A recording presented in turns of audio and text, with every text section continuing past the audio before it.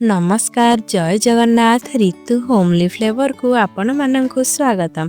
चलंतु देखिबा आजिर मालपुआ रेसिपी। एथि मु 250 ग्राम अटा नहीं जाइछि, 1 टेबल स्पून गोलमरीच गुंड एवं गुजराती गुंड अमूल 2 टेबल स्पून नहीं जाइछि। सेथिरे उषुम क्षीर पके भल भाबरे गोळेई देबा।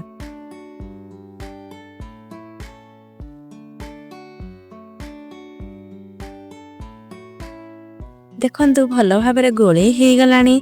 एबे एहा को रेस्ट पाई 15 टू 20 मिनिट छाड़ी देबा। एबे चलंतु मालपुआ पाई सीरा बनेबा। एठी मु 1 कप चीनी नहीं जाइछि, सेथिरे 1.5 कप पानी दे देइछि। एबे कलर पाई सेथिरे किछि केसर पके देबा एवं गुजराती गुंड पके देबा। देखंतु केते बढ़िया कलर आसी जाइछि। एबे सीरा प्रस्तुत हे गलानी। गैस रो फ्लेम को बंद कर देबा।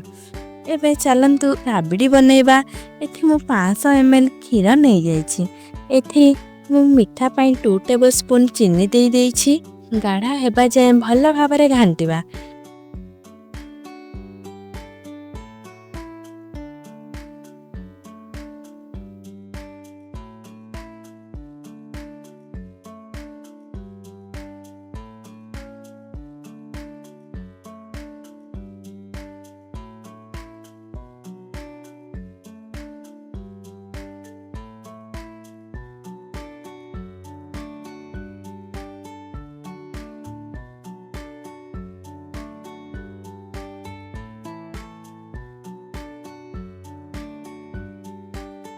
देखंतु एबे पूरा गाढ़ा हे गलानी राबिडी। एमिति राबिडी हेबा दरकार। एबे गैस रो फ्लेम बंद करि देबा। एबे 15 टू 20 मिनिट हे गलानी। एबे चलंतु मालपुआ छाणीबा। एपटे तेल गरम हे गलानी। गोटे डंकी सहायता रे एमिति पकेइबा।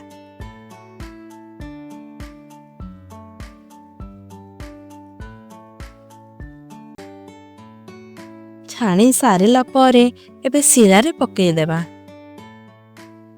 सीरा भल भाबरे ऑब्जर्व करबा पई किछि समय छाड़ी देबा। एबे सीरा ऑब्जर्व कर सरलानी। चलंतु एबे सर्व करि देबा।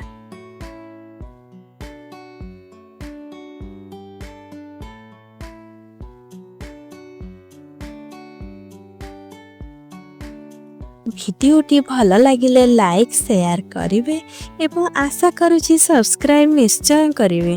आपण मानक सहित पुणी देखा हेबो एक नुआ रेसिपी सहित। रहुछि नमस्कार जय जगन्नाथ।